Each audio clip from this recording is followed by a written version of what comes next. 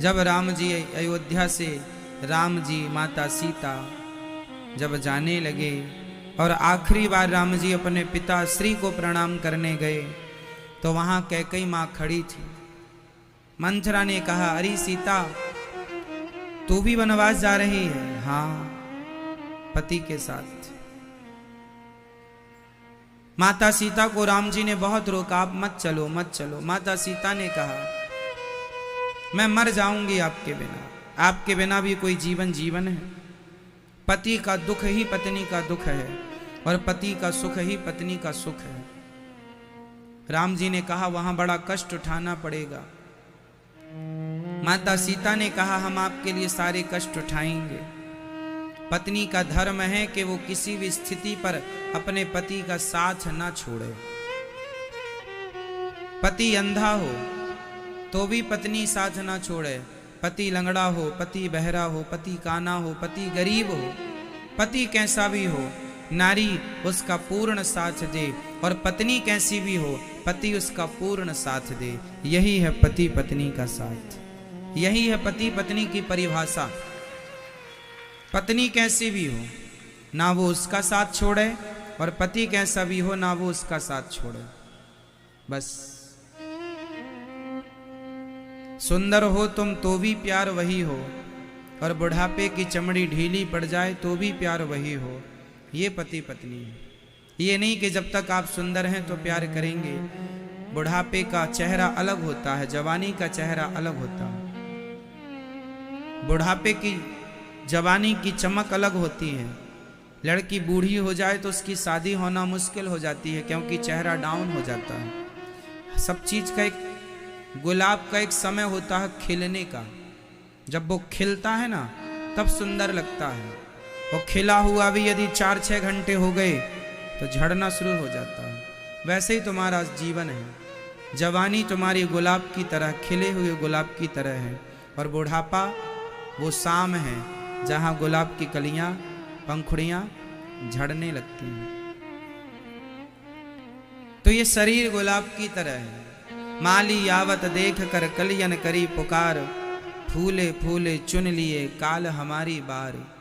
अर्थ क्या है?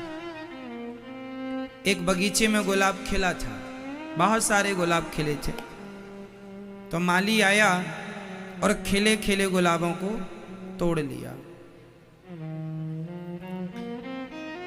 तो जो कलियां थी छोटी छोटी, जो अभी छोटी सी थी, जो कल गुलाब बनेंगी, वो कहने लगी कि आज वो टूटे हैं, कल हमारा नंबर है। आज खिला हुआ पुष्प टूट गया है, आज हम नहीं खिले, कल खिलेंगे तो कल टूटेंगे। और टूटने के बाद ये रहा गुलाब, अभी अच्छा है, अभी भी अच्छा है, ये देख लीजिए। पर ये जो सुंदरता है इसकी बस कुछ घंटों की है, कुछ महीनों की नहीं कह सकते, है ना। जैसे ये गुलाब की सुंदरता कुछ घंटों की है, ऐसी तुम्हारी सुंदरता भी कुछ वर्षों की है। तुम्हारी कुछ वर्षों की है, इनकी घंटों की है, तुम्हारी वर्षों की। ढलेगी इसकी भी, ढलेगी तुम्हारी भी, पर हर समय पर पति पत्नी संग रहे, वही सच्चे पति पत्नी है। एक दूसरे पर संकट आए तो दोनों एक दूसरे का पूर्ण साथ दें। सुख दुख हानि लाभ, महलों में साथ रहें, झोपड़ी में साथ रहें, हर परिस्थिति में जो एक दूसरे का साथ ना छोड़ें, वो पति पत्नी। माता सीता ने कहा, आपके बिना, पति के बिना पत्नी का कोई जीवन जीवन है, इसलिए हम आपके साथ चलेंगे। चले दशरथ जी को प्रणाम करने गए। दशरथ जी सुमंत्र जी से कहते हैं, 14 दिन जंगल घुमाकर ले आना, मैं राम के बिना रह ना पाऊंगा।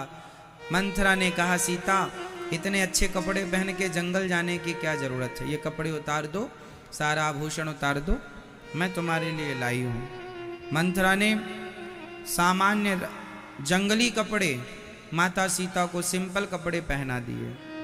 और पहना क्या दिए, दे दिए, पर वो कपड़े ऐसे थे कि माता सीता ने कभी पहने तो है नहीं। तो जब पहन ना पाई तब भगवान राम ने माता सीता को वो कपड़े पहनाए थे। जो काम पत्नी से नहीं बनता ना, वो काम उसका पति उसे सिखाए समझाए। राम जी ने माता सीता को कपड़े पहनाने सिखाए, वो कपड़े जो जंगली पहली बार माता सीता ने देखे थे। माता सीता ने पहने हैं। जंगल के वो राजसी वस्त्र त्याग कर सामान्य कपड़े पहनकर माता सीता निकल पड़ी 14 साल के लिए। लक्ष्मण जी निकल पड़े, राम जी निकल पड़े। चलते चलते सारा गांव नगर शहर साथ हो गया। राम हमें छोड़ कर ना जाओ, बालक वृद्ध विहाय गृह, लगे लोग सब साथ, सारे लोग साथ, हम आपको छोड़ कर ना जाएंगे। हे राम हमें छोड़ कर ना जाओ, हे राम हमें छोड़ कर ना जाओ। रामचरितमानस में गोस्वामी जी लिख रहे हैं कि जब राम जाने लगे तो बच्चे बूढ़े रोने लगे, बिलखने लगे, चीखने लगे, चिल्लाने, राम हमें छोड़ कर ना जाओ, राम हे राम हमें छोड़ कर ना जाओ। जब ये कहने लगे तो गोस्वामी जी लिखते हैं कि अयोध्या में इतना दुख हुआ, लोगों को इतना दुख हुआ राम के वनवास जाने में कि दुख को भी दुख लगा। उस दिन कौन दुखी हुआ? दुख महाराज भी, दुख को भी दुख हुआ। राम को वनवास जाते देख किसे दुख हुआ? इंसानों की छोड़ दीजिए, बच्चे बूढ़े स्त्री पुरुषों की छोड़ दीजिए, दुख को भी दुख लगा, दुख को भी दुख लगा।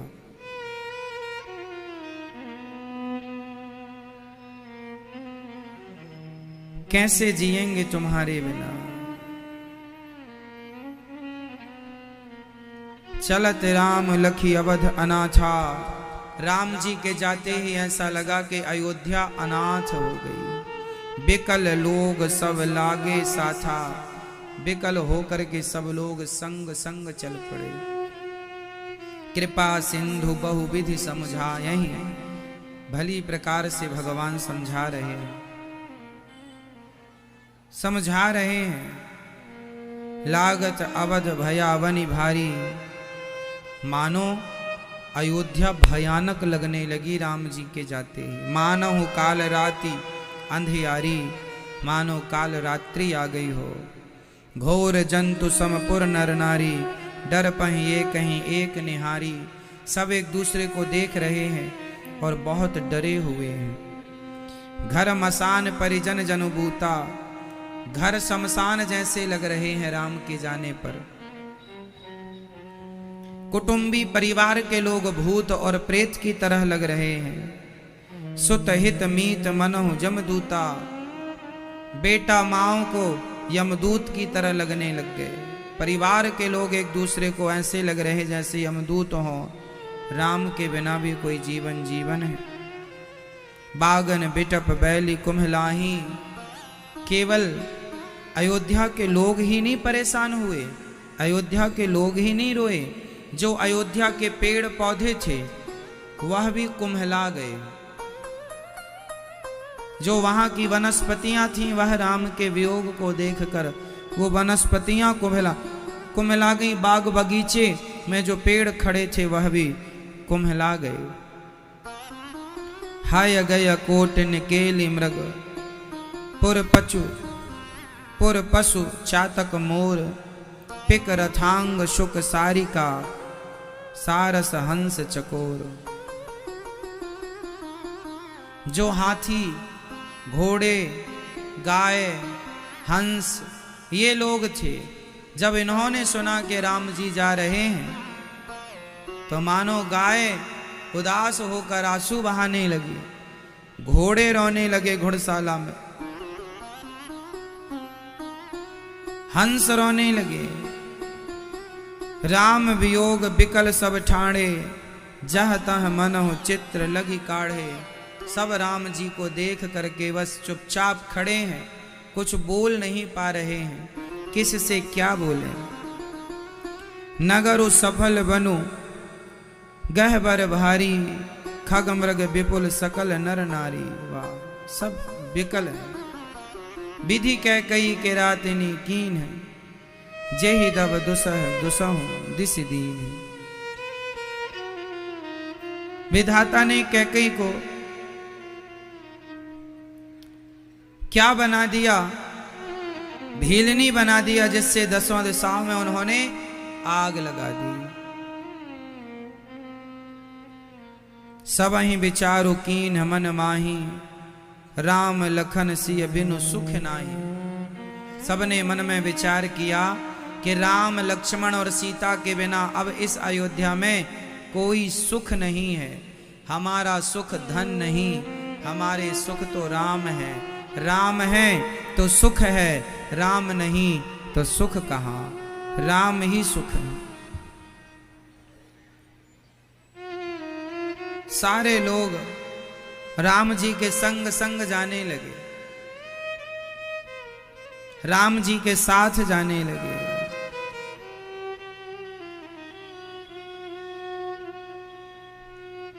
चलते चलते राम जी सबको समझा रहे हैं, रुक जाओ। रथ चला, लोग रथ पर लटक गए।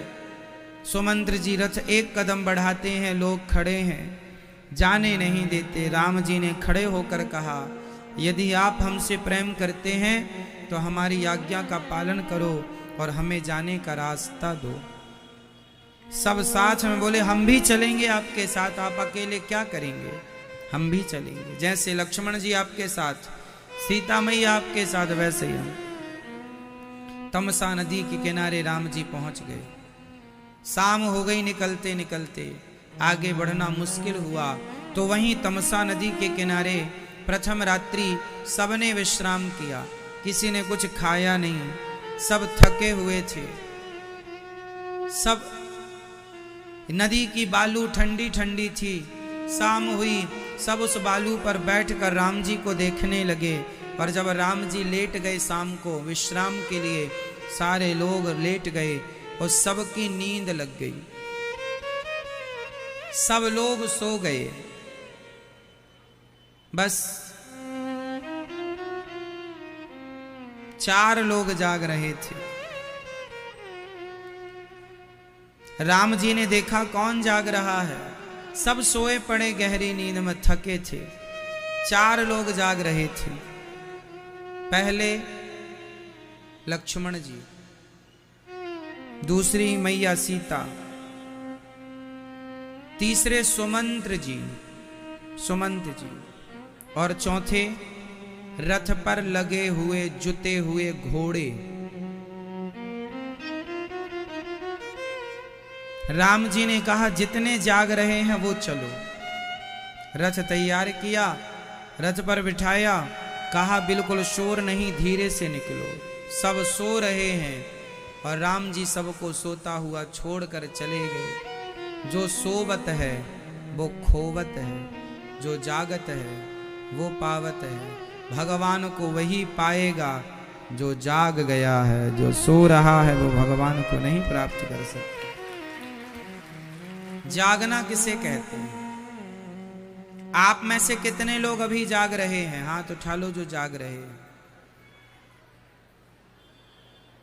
जागने की परिभाषा क्या है?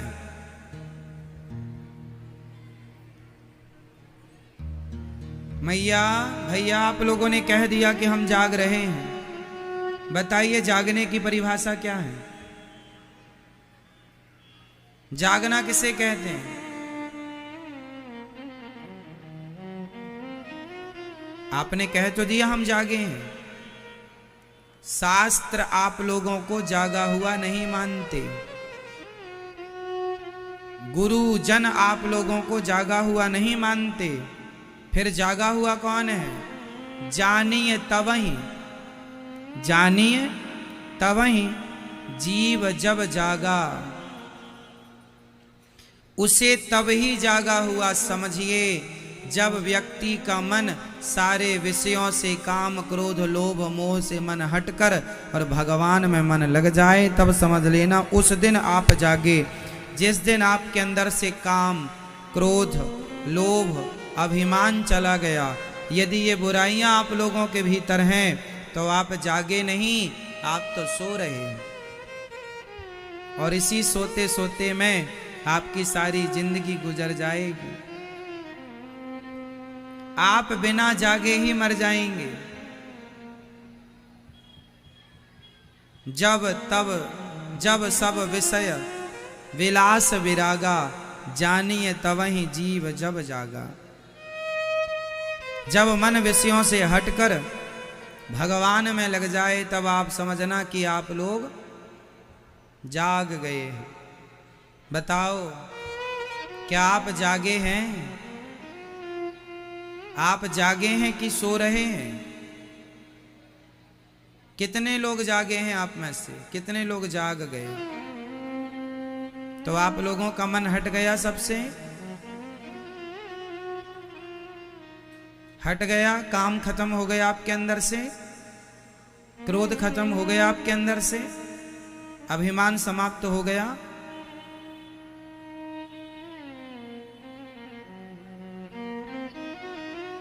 यदि हो गया तो अच्छा है, नहीं हुआ तो आप अपने आप को सोता हुआ ही समझिएगा। अभी आंखें खोलने से कोई जागा नहीं होता है ना।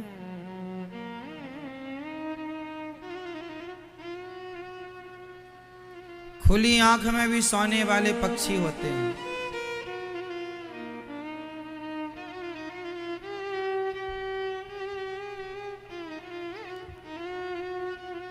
राम जी आगे चले, उनको लेकर चले जो जाग गए हैं। लक्ष्मण जी जागे। लक्ष्मण जी जागे हैं क्यों? अपनी सुंदर पत्नी को छोड़कर बिना स्वार्थ के। लक्ष्मण जी का क्या स्वार्थ था बताइए? राम जी के संग क्यों जा रहे हैं? आजकल कौन भाई अपने भाई का कितना साथ देता है? भाई वनवास तुम्हारा हुआ है, तुम भोगो, हम क्यों भोगेंगे? पर धन्य है लक्ष्मण जी, अपनी पत्नी, अपना अयोध्या का राज्य सुख छोड़कर जंगल में दर दर के ठोकर खाने जा रहे हैं। किसके लिए? भगवान के लिए। भगवान के साथ रहना ही जागना है, भगवान के साथ चलना ही जागना है। लक्ष्मण जी ने बिना स्वार्थ के सेवा की, पत्नी परिवार का त्याग कर दिया। बस जीवन में त्याग आपके अंदर आ जाए तो कल्याण हो जाए। माता सीता साक्षात भक्ति स्वरूपा है। माता सीता भला भगवान का त्याग कैसे कर सकती थी? चले,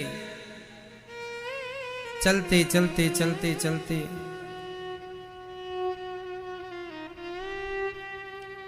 राम जी श्रृंगवेरपुर पहुंचे, जहां दूसरी रात्रि का पड़ाव डाला। वहां जंगल के राजा थे निषाद, निषाद राज। निषाद राज ने जब सुना कि मेरे द्वार पर भगवान राम आए हैं, आवाज लगाई, अरे सुनत हो नगरवासियों, का हुआ? अरे आज हमारे प्रभु राम आए हैं, आओ दर्शन कर लो। हम जंगल के कोल भील हैं, हम जंगल के लोग हैं, हम तो जा नहीं सकते थे दर्शन करने, इसलिए प्रभु ने कृपा करके स्वयं हमें दर्शन देने के लिए कृपा की है। हम नहीं जा सके तो खुद राम जी आ गए। निषाद जी ने कहा, महाराज चलिए हमारे गांव में आपकी वीआईपी व्यवस्था करेंगे ठहरने की, और 14 साल आप यहीं रहिए हमारे पास, जंगल में ही तो रहना है। राम जी बोले, 14 साल तक हम किसी गांव में किसी के घर में ठहर नहीं सकते। फिर कहा, ये बड़ा सा वटवृक्ष था, उसके नीचे राम जी ने कहा आज रात्रि यहीं विश्राम करेंगे। 14 साल तक राम जी गांव नहीं जा सकते थे, किसी के घर में नहीं जा सकते थे।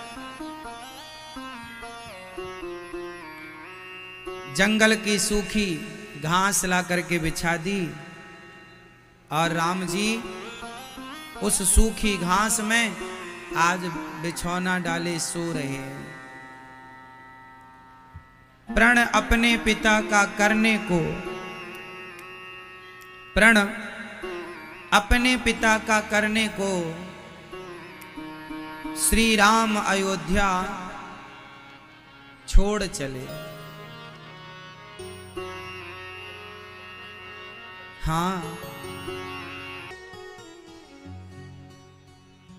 सारा दुख सहा राम जी ने।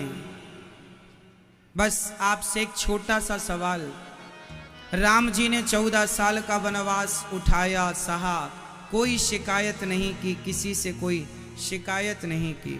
बस प्रश्न ये है कि राम जी ने इतना जो 14 साल के वनवास का जो दुख उठाया, ये किसके लिए उठाया?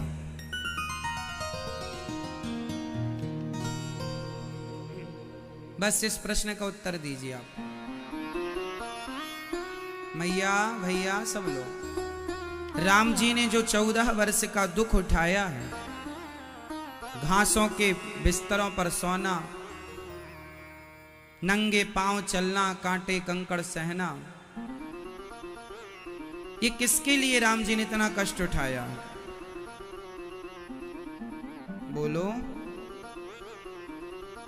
किसके लिए? बोलो। बहुत कठिन उत्तर नहीं है। किसके लिए? हाँ,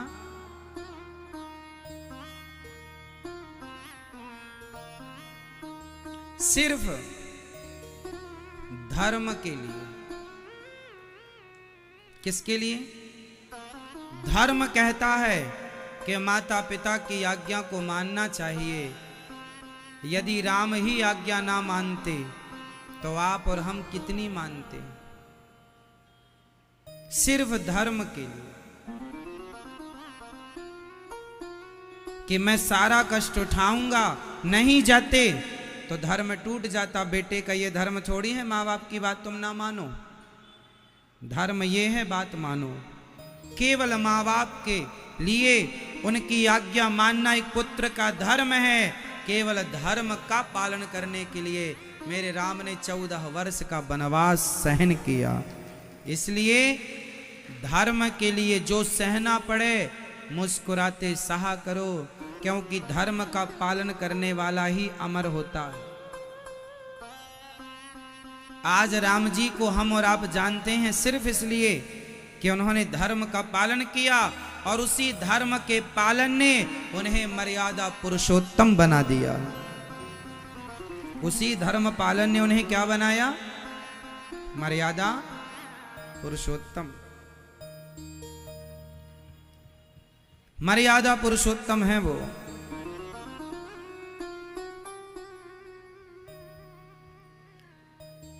राम जी शाम को कंदमूल फल खाकर विश्राम कर रहे हैं। राम जी लेटे हैं तो बगल में माता सीता घास के बिस्तर पर जब लेटी, लक्ष्मण जी रो पड़े।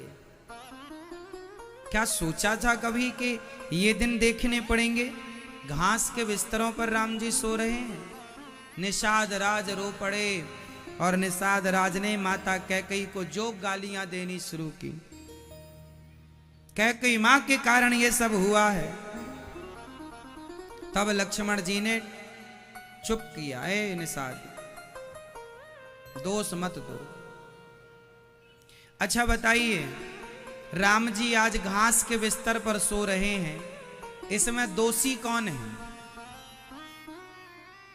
बोलो मेरी मां, दोषी कौन है? किसे दोष देंगे आप? कौन दोषी है बताओ? उत्तर दो मेरी मां। को ना काहू को सुख दुख, लक्ष्मण जी कह रहे हैं निषाद जी से, को ना काहू को, काहू ना को सुख दुख कर दाता, निज कृत कर्म भोग सब भ्राता। इस संसार में प्रत्येक प्राणी जो भी सुख या दुख उठाता है वह अपने ही कर्मों के कारण उठाता है। हमने आपको बताया था कि राम जी के वनवास जाने में राम जी ही जिम्मेदार हैं, राम जी ही कारण है और कोई कारण नहीं। इसलिए आज राम जी घास के बिस्तरों पर सो रहे हैं। लक्ष्मण जी कहते हैं दोष किसी को मत दो। जब जीवन में विपत्ति आए तो आप लोग किसी को दोष देते हैं, तुम्हारे कारण ऐसा हुआ, तुम्हारे कारण। एक बात बताएं मेरी माँ, किसी के कारण कुछ नहीं होता, जो होना होता है वही होता। आप कहते हैं तुम्हारे कारण, ये तुम्हारे कारण कुछ नहीं होता, आपके कारण भी नहीं होता। जो होना है वही होगा। कोई किसी को सुख नहीं देता, कोई किसी को दुख नहीं देता। प्रत्येक प्राणी अपने सुख और दुख का स्वयं जिम्मेदार है। आपके जीवन में यदि कोई संकट आ जाए तो उसके जिम्मेदार आप स्वयं हैं। किसी को दोष ना दीजिएगा। किसी को दोष मूर्ख लोग देते हैं, ज्ञानी लोग, समझदार लोग कभी किसी को दोषी करार नहीं देते। कोई बात नहीं, जो हमारे कर्म दंड हैं भोगना पड़ेगा।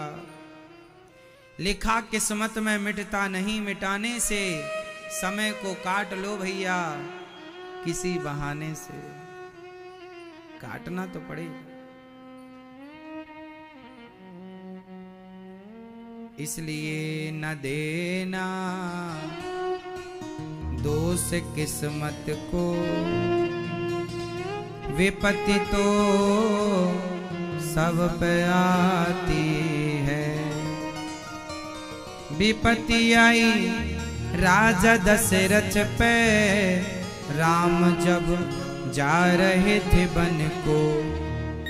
न देना दोष कैकेयी को, विपत्ति तो सब पे आती है। ये विपत्ति है साहब, आती है। कोई बचा होए तो बता देना।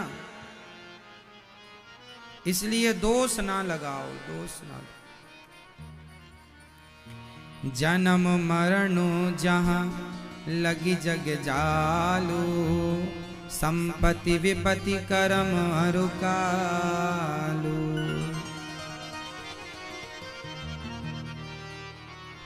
जानिय तबहि जीव जब जागा, जब सब विषय विलास विरागा।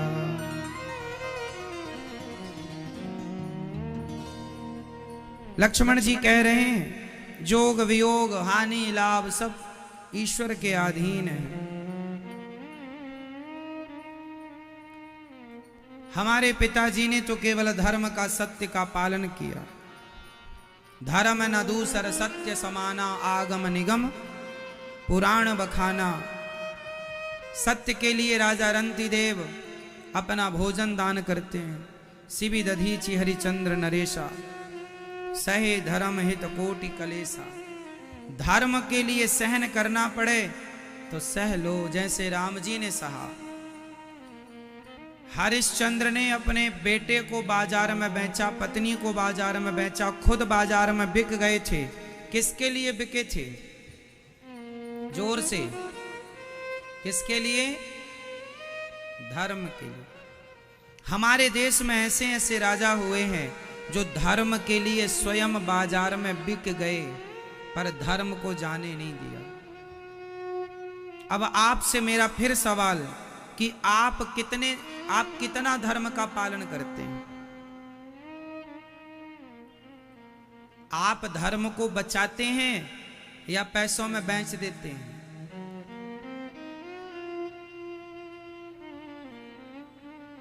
बोलो। आजकल सब लोग बिकते हैं। सब लोग क्या होते हैं? बिकते हैं।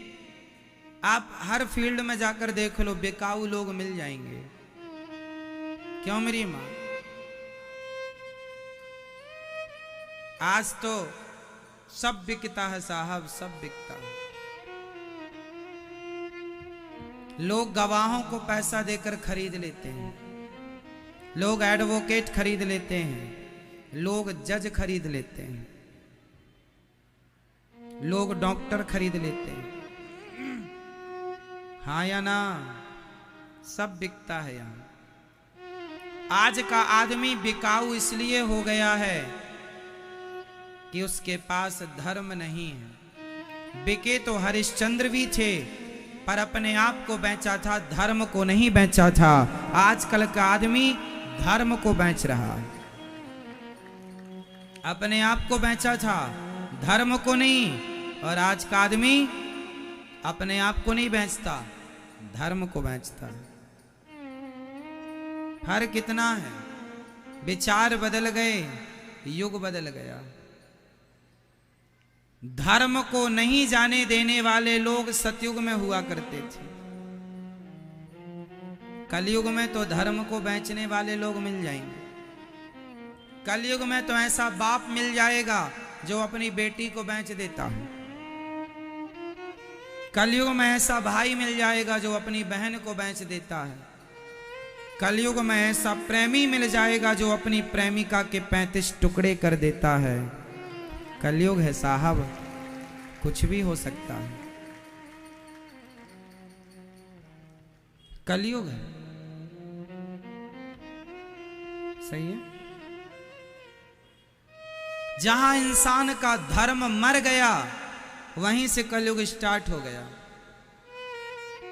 जब तक आपके अंदर धर्म जिंदा था, कलयुग ने आपकी तरफ आंख उठाकर नहीं देखा। सतयुग, त्रेता, द्वापर में धर्म जिंदा था। कलयुग में धर्म जिंदा है। फर्क कितना है? पहले 100% धर्म जिंदा था तो सतयुग था, 75% धर्म जिंदा था तो त्रेता आ गया, 50% धर्म जिंदा था तो द्वापर आ गया, सिर्फ 25% धर्म बचा, कलयुग आ गया। और कलयुग की चरम सीमा जब आएगी तो 25 से 5% रह जाएगा साहब। कलयुग का जब अंत आएगा, आज के युग में, अभी कलयुग को केवल 5,500 साल हुए हैं और कलयुग की टोटल आयु है 4,32,000 वर्ष। कलयुग की टोटल एज कितनी है? 4,32,000 वर्ष, जिसमें अभी केवल 5,500 साल गए हैं। बहुत बचा है, बहुत बाकी है अभी कलयुग। कलयुग का जब अपने चरम में आएगा, तब आदमी को मार कर खाएगा। अभी आप लोग मछली मारते हैं, अभी आप लोग बकरा बकरी खाते हैं। कलयुग का जब चरम सीमा आएगी, इंसानों को इंसान पकड़कर जिंदा चबा जाएगा। कलयुग का जब अंत आएगा, कलयुग जब अपने पीक पर होगा, तब यहां पर जब आज के समय पर बेटा अपनी मां को घर से निकाल देता है, आज के युग में, आज के समय, तो कलयुग जब और बढ़ेगा तब फिर क्या होगा? समय बहुत भयंकर आने वाला है। अच्छा हुआ कि भगवान ने अपन लोगों को कलयुग की शुरुआत में भेजा है। इस शुरुआत में थोड़ा ही सही भगवान का नाम जिंदा तो है, भगवान की कथाएं जिंदा है। जब कलयुग अपने चरम पर होगा तो कहीं दूर दूर तक भगवान की ना कथाएं होंगी, ना भगवान का नाम होगा, ना भक्त रह जाएंगे। लोग सिर्फ पापियों से ये पृथ्वी भरी होगी, सिर्फ हर तरफ केवल पाप, सिर्फ पाप। कोई दया नहीं। आज का आदमी निर्दयी हो गया है। पहले का आदमी जीव पर दया करता था, उसे दया थी। आज का आदमी कोई दया नहीं करता। दया होती तो आज इंसानों के गले क्यों काटे जाते, है ना। अभी आपने सुना ना कि लोगों को गले काटे गए,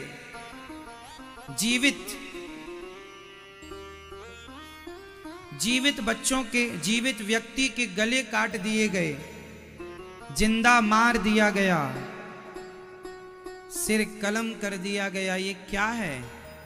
आपको नहीं लगता कि इंसान जब किसी का गला, एक आदमी जब एक आदमी को जिंदा उसका गला काट रहा हो तो बताइए क्या उस आदमी के अंदर दया है जो गला काट रहा है? नहीं। जो लोग मांस खाते हैं, जो बकरे को मारते हैं, मुर्गी मारते हैं, मछली मारते हैं, क्या आप कह सकते हैं कि इन लोगों के अंदर दया है? बोलो, आप खाते हैं मांस कभी कभी? तो बताइए, मांस खाने वालों को आप कह सकते हैं कि इनके अंदर दया है? नहीं साहब। कहने को तो मैं कह दूं कि मैं प्रधानमंत्री हूं, कह देने से क्या है? आप कहने के लिए स्वतंत्र, आप कह दीजिए कि मैं बड़ा दयालु हूं। कह देने से दया नहीं होती साहब। दयावान व्यक्ति वह है जो चींटी को भी मरता हुआ देखे तो जिसका हृदय रो पड़े, उसके हृदय में दया है। ये दया की परिभाषा है। जो निर्दोष जीवों को अपने स्वाद के लिए मारता हो कि मुझे मछली अच्छी लगती है, मुझे मुर्गी अच्छी लगती है, अपने स्वाद के लिए निर्दोष जीव हत्या करता हो, यदि दया थी तो आपने हत्या क्यों की? आपने कहा हमने तो मारा नहीं। आपने भले नहीं मारा, पर वो मरी तो आपके लिए ही है। इसलिए मूल में हत्यारे आप ही होंगे, उसकी हत्या का पाप आपको ही लगेगा।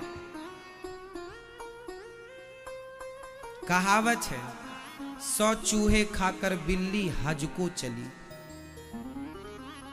100 चूहे खाकर बिल्ली हज को चली। मुर्गी मांस खाने वाले लोग कहते हैं हम बड़े दयालु हैं। दया का ये स्वभाव नहीं होता, दया की ये परिभाषा नहीं। दयावान व्यक्ति तो किसी जीव की हत्या करता ही नहीं। अहिंसा ही परमो धर्म। राम जी वनवास चले हैं, सत्य के लिए इतना कष्ट उठाया। शिवी दधीची हरिश्चंद्र, आपसे यही प्रार्थना है, मर जाओगे तो दूसरा जन्म हो जाएगा, मर जाओगे तो फिर वापस आ जाओगे, पर धर्म मर गया फिर वह जीवित नहीं होगा। बेटा मर गया तो आ जाएगा दूसरा बेटा, पत्नी चली गई तो आ जाएगी दूसरी। एक राजा हुए हमारे देश में, नाम था मोरध्वज, जिन्होंने अपने बेटे को आरे से चीर कर दान दिया था। सुना है कभी? क्यों दिया था? एक ब्राह्मण आए, बोले हमारा शेर भूखा है, बूढ़ा हो गया है, उसे मांस चाहिए, पर आपके बेटे का मांस खाएगा वो। और वो वचन दे चुके थे। अब राजा बोले बेटे को मारूंगा तो हत्या लगेगी। तो बेटा आ गया, पिताजी आप मेरी परवाह ना करो, आप यदि नहीं दोगे ना तो आपका वचन मिथ्या हो जाएगा, आप झूठे हो जाएंगे कि कहकर आपने नहीं दिया, कि कहकर आपने नहीं दिया। इसलिए मैं आपका बेटा हूं, मैं आपके धर्म की रक्षा करूंगा। आप मुझे आरे से चीर कर आप अपने ब्राह्मण को दिए वचन को पूरा कीजिए। आरा लाया गया साहब। मोरध्वज ने अपने पुत्र ताम्रध्वज के सिर पर आरा रखा और जो आरा चलाया खून की पिचकारियां निकल गईं, पर राजा के हाथ रुके नहीं। क्यों? क्योंकि बेटे को महत्व नहीं दिया, धर्म को महत्व दिया। अरे धर्म है तो 100 बेटे हो जाएंगे, और धर्म नहीं है तो धर्महीन। धृतराष्ट्र के थे तो 100 बेटे। धृतराष्ट्र के कितने बेटे थे? जोर से 100। एक भी काम का नहीं है। तो आचरणहीन और धर्महीन नालायक बेटे 100 भी हों तो किस काम के?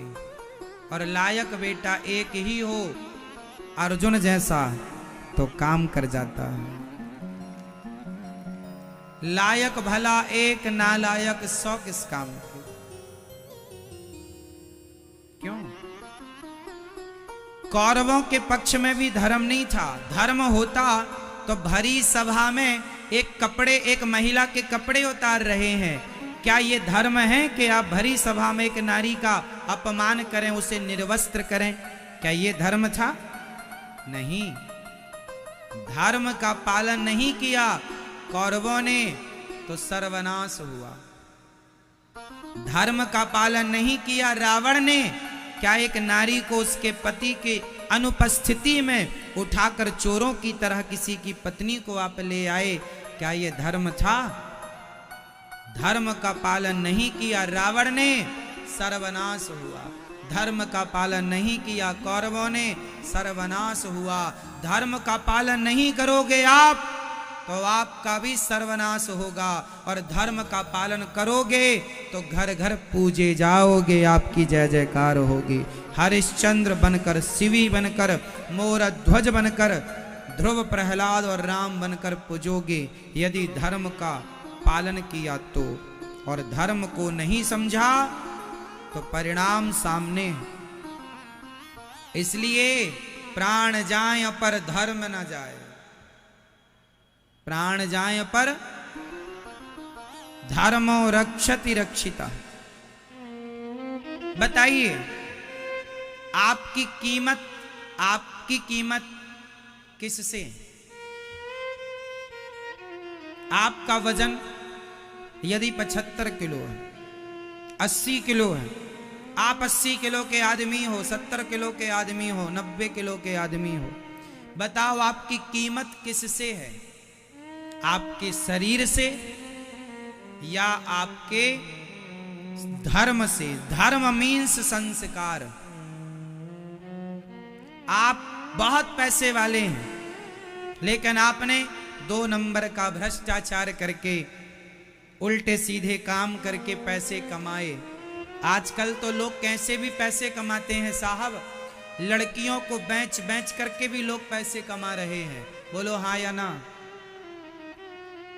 क्या गांव की बहन बेटियों का अपहरण नहीं हो रहा है? क्या किडनैपिंग नहीं हो रही है? ये लड़कियों को किडनैप करके क्या होता है? बेच दिया जाता है। बड़े बड़े शहरों में काम वाली बाई बना के रखा जाता है। बच्चों का अपहरण करके क्या लोग किडनियां नहीं निकाल रहे हैं? क्या ये केस आपने नहीं सुना? फिर तो पैसा तो आदमी को बेचकर किडनियां निकाल कर भी कमा रहा है। तो क्या ऐसा पैसा कमाना धर्म है? एक इंसान की पहचान साहब उसके रूप रंग से नहीं होती। एक इंसान की कीमत उसके वेट से नहीं होती।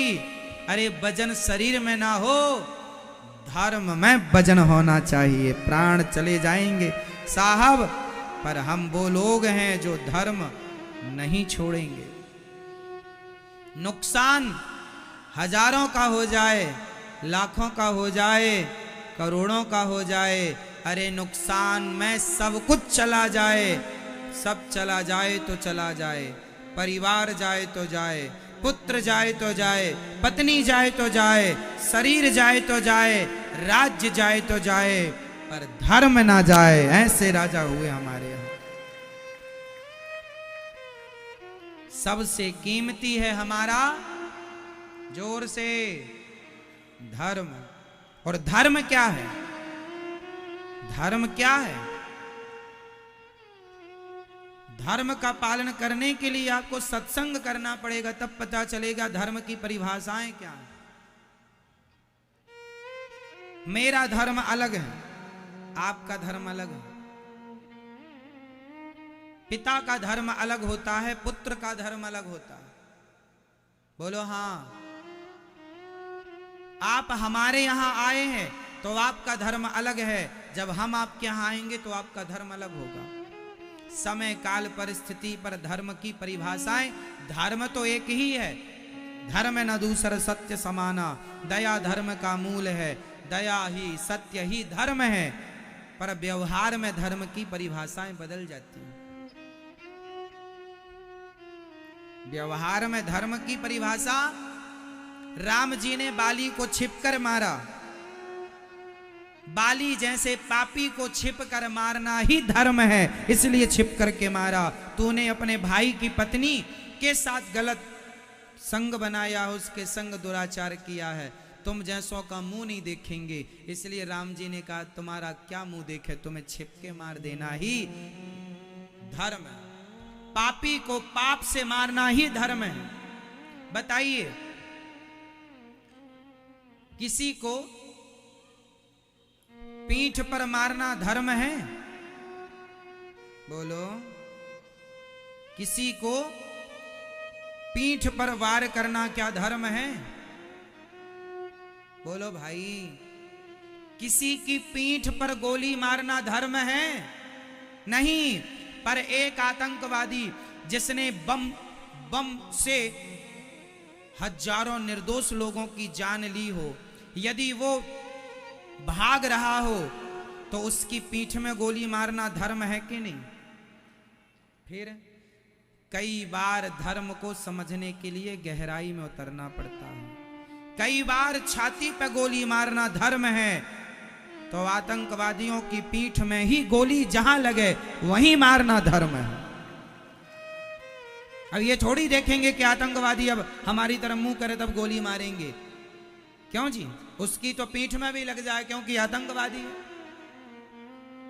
तो धर्म की परिभाषाएं समय काल परिस्थिति पर बदल जाती हैं, पर मूल परिभाषा एक रहती है, सत्य दया, यही मूल धर्म है। परोपकाराय सताम विभूतया, परोपकार धर्म है, सेवा धर्म है, पर बाकी परिभाषाएं बदलती चलती। चलो बताओ, पत्नी पति के पांव दबा रही है, ये धर्म है कि अधर्म है? उत्तर आज मैं धर्म को बड़ी डीपली समझाऊंगा, शायद आपको समझ में आए धर्म की व्याख्या। पत्नी पति के पांव दबा रही है, ये धर्म है या अधर्म है? जोर से। पत्नी अपने पति के चरण दबा रही है, ये धर्म है या अधर्म है? बोलो। धर्म है। आप ठीक कह रहे हैं। अब बताना, एक पति अपनी पत्नी के पांव दबा रहा है, एक पति अपनी पत्नी के पांव में मालिश कर रहा है तेल लगाकर, बताओ ये धर्म है या अधर्म है? बोलो बोलो। धर्म है या अधर्म है? जोर से। अब यह व्याख्या सिचुएशन पर निर्भर करती है। इसे आप ना धर्म कहेंगे अभी, ना अधर्म कहेंगे अभी। इसे तब माना जाएगा यदि किसी की पत्नी बीमार है, करने वाला कोई नहीं पति के सिवा, तो वह पति इंसानियत के नाते वह अपनी पत्नी के पांव में तेल लगाकर यदि उसका दर्द कम करता है तो वह पति धर्म ही कर रहा है। यह सिचुएशन पर निर्भर करता है कि उस समय की वो स्थिति क्या है, तो ये धर्म हो जाएगा। अब पत्नी बढ़िया खा पी के पति से कहे जी आओ पांव में तेल लगा दो, ये अधर्म हो जाएगा। ये क्या हो जाएगा? पांव में तेल लगाना ये धर्म भी है और अधर्म भी है। ये सिचुएशन पर निर्भर करता है, ये स्थिति पर निर्भर। तो धर्म की ये परिभाषाएं होती हैं कि कब क्या करना आपका धर्म है और कब क्या ना करना आपका धर्म है, कब क्या करना अधर्म है। ये न्याय, ये ज्ञान होना चाहिए। सत्य बोलना बताइए धर्म है कि अधर्म है? जोर से और जोर से। सत्य बोलना धर्म है। बताइए क्या सत्य बोलना अधर्म हो सकता है? बोलो हाँ या ना। हाँ, सत्य बोलना भी अधर्म हो सकता है। कब? वो सिचुएशन पर निर्भर करेगा। मैं एक सिचुएशन रखता हूं आपके सामने। सत्य बोलना धर्म है, पर कुछ स्थान ऐसे हैं जहां झूठ बोलना चाहिए। ये हम नहीं कह रहे हैं, स्त्री सु नर्म विवाहे चा वृत्त्यर्थे प्राण संकटे, शुक्राचार्य जी कह रहे हैं। ये ज्ञान शुक्राचार्य जी का है। कहां झूठ बोलना चाहिए, वहां मैं आपको स्थिति बताता हूं। एक कसाई है, एक कसाई है। कसाई के हाथ से गाय छूट करके आपके सामने से गुजरती है। कसाई ने आपसे पूछा कि हमारी गाय किस तरफ गई है। अब वहां कसाई को आप यदि सही बताते हैं कि ये खड़ी है गाय वहां पर, तो कसाई जाकर गाय को पकड़कर मार देगा। और आप कहते हैं हमने तो देखा ही नहीं, या आप कुछ ना बोले, तो कसाई से आप सच कह देंगे कि गाय वहां खड़ी है, तो आपका सच बोलना पाप हो जाएगा। हेलो, हाँ या ना? अब आप कहेंगे हमने सच बोला। सच? हाँ, अरे सच भी सिचुएशन देख के बोला जाता है। वो स्थिति क्या निर्मित है कि कसाई खड़ा है, तलवार लेकर मिल जाए गाय तो काट दूं। यदि आपके झूठ बोलने से किसी गाय की रक्षा हो रही है, तो वहां झूठ बोलकर गाय की रक्षा करनी चाहिए। आपकी झूठ बोलने से, आपकी झूठी गवाही से यदि निर्दोष लोगों की जान बच रही है, तो वहां झूठी गवाही देनी चाहिए। लेकिन एक बात याद रखना यहां झूठ के लिए, झूठ वहां बोलना चाहिए जहां आपका अपना एक रत्ती का स्वार्थ ना हो। यदि आप अपने स्वार्थ के लिए झूठ बोलते हैं तो पाप है, पर परोपकार परमार्थ के लिए झूठ बोलना पड़े तो वह झूठ भी सत्य से बढ़कर होता है। और ये स्थितियां पूरी जिंदगी में शायद किसी के जीवन में आए। इसका अर्थ ये नहीं है कि आप लोग झूठ बोलना शुरू कर दें। आप अपनी दुकान में बैठकर ग्राहकों से झूठ बोलते हैं तो वह पाप है। ठग रहे हैं, बेईमानी भ्रष्टाचार कर रहे हैं अपने स्वार्थ के लिए, वह घोर पाप है।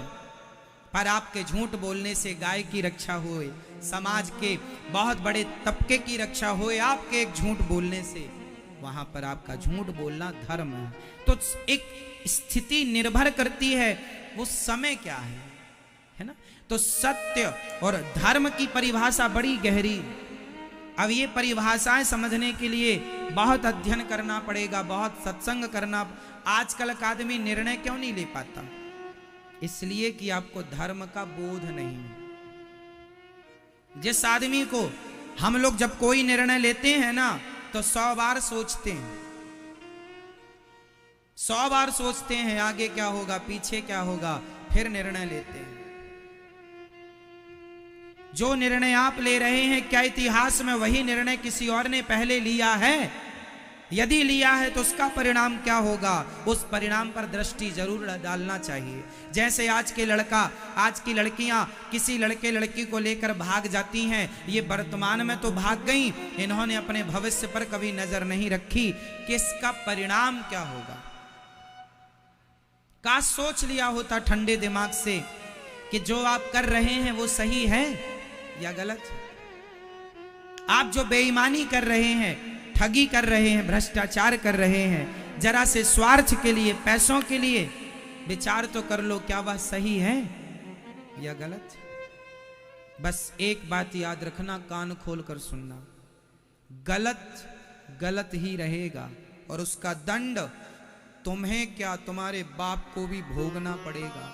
भगवान से आज तक कोई बचा होए, अरे हमसे आप बच जाओगे, हमारे देश के कानून से शायद आप बच जाएं, पर परमात्मा जो लाख आंख से देख रहा है, तुझे देखने वाला, उससे भला कोई कैसे बच सकता है। इसलिए गलत ना करना, गलत गलत होता, वो सही नहीं हो सकता, और सही आपका गलत नहीं हो सकता। बड़ी गहरी परिभाषाएं हैं साहब। क्या कई बार वो जो हम सही मानते हैं वही गलत होता है, और जो गलत मानते हैं वो सही होता है। तो धर्म की परिभाषाएं बड़ी गहरी हैं।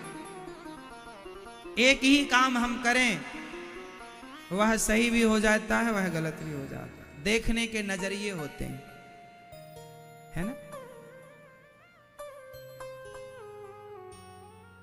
जैसे आम का रस, जैसे आम का रस अमृत है। आम का रस पीने में अच्छा लगता है, किस किस को अच्छा लगता है आम का रस? भैया आपको आम का रस अच्छा नहीं लगता? बोलो मेरी माँ नहीं लगता अच्छा। क्यों मेरी माँ, कोई दुश्मनी है? शास्त्रों का दृष्टिकोण अलग है। संत ऋषि भक्त वो कहते हैं आपके यदि 4 बेटे हैं, आपके यदि 5 बेटे हैं या 2 बेटे हैं या 1 बेटा है, आपके बेटे 2-4 बेटे हैं, पर चारों बेटे भगवान से विमुख हैं। 4 बेटे हैं माना कि आपको फॉर एग्जाम्पल, और चारों भगवान से विमुख हैं, नालायक हैं, न समाज की सेवा करते हैं, केवल खाते पीते पड़े गालियां देते हैं। यदि तुम्हारे ऐसे बेटे हैं जो भक्ति नहीं करते, भगवान के काम के नहीं हैं, समाज के काम के नहीं हैं, देश के काम के नहीं हैं, तो तुम्हारे भले 4 बेटे हैं पर तुम बांझ ही हो। भगवान से विमुख जिस माँ के पुत्र हैं वह माता बांझ ही है। पुत्रवती वही है। जननी जने तो भक्त जने, या दाता या सूर, या से तो बंध्या भली, काहे गवावे नूर। आपका बेटा यदि ध्रुव बन गया, प्रहलाद बन गया, आपका बेटा यदि गुरु गोविंद देव गुरु नानक बन गया, आपका बेटा महाराणा प्रताप झांसी की रानी बेटी हो गई, या आपका बेटा राम हो गया, तब समझना कि आपका मां बनना सार्थक है। वरना केवल तुमने प्रसव का दर्द सहा है, पीड़ा सही है, इससे ज्यादा कुछ नहीं। जो बेटा नालायक है, न समाज के, जो बेटे अपने माँ बाप की सेवा ना कर पाए, इन बेटों से तो केवल तुमने अपना दर्द ही सहा है, कोई लाभ नहीं। पुत्रवती जुबती जग सोई, वही नारी पुत्रवती है जिसका बेटा लायक है। तो बांझ कौन है? जिसके बेटे हैं पर भगवान से विमुख, वह स्त्री बांझ है। विमुख मीन्स जानते हैं? जो भगवान की तरफ नहीं देखते, जो भगवान को नहीं मानते, जो सेवा नहीं करते, वह पुत्र होना ना होने के बराबर है। आप लोग कहते हैं जिसके बेटा नहीं है, बेटी नहीं है, आप लोग उससे कहते हैं ना, गलत कहते हैं। जिसके है वह भी बांझ है यदि उसके बेटे धर्म के रास्ते पर नहीं है तो। लक्ष्मण जी की मां कह रही है, बेटा जा, तेरा जन्म लेना तब सार्थक होगा जब तू राम जी की सेवा में लग जाएगा। मानव तन मानव जीवन तब सफल है जब यह मानव तन, ये शरीर भगवान की सेवा में लग जाए, किसी काम पे आ जाए। ये शरीर वैसे तो किसी काम का नहीं है, सेवा कर लो बस। आम का रस किस किस को अच्छा लगता है? हाथ उठा लो भैया। हमें तो अच्छा लगता है, हम तो खूब आम के साथ भोजन करते हैं। आम बहुत अच्छा होता है, आम का रस बहुत अच्छा होता है, लेकिन आप देखो आम का रस बहुत अच्छा है, लेकिन आम के रस के संग यदि आपने पेप्सी या कोका कोला पी लिया तो वही आम का रस आपकी जान ले लेगा, पॉइजन हो जाएगा। पेप्सी के साथ, कोका कोला के साथ। तो जो चीज अच्छी है वह बुरी भी है, वो सिचुएशन, वो स्थिति पर निर्भर करती हैं। यही धर्म का ज्ञान है। जिसको धर्म का ज्ञान है वो अपने खाने पीने से लेकर सोने जागने से लेकर उठने बैठने से लेकर बोलने बताने से लेकर हर जगह धर्म का फॉर्मूला काम करता है।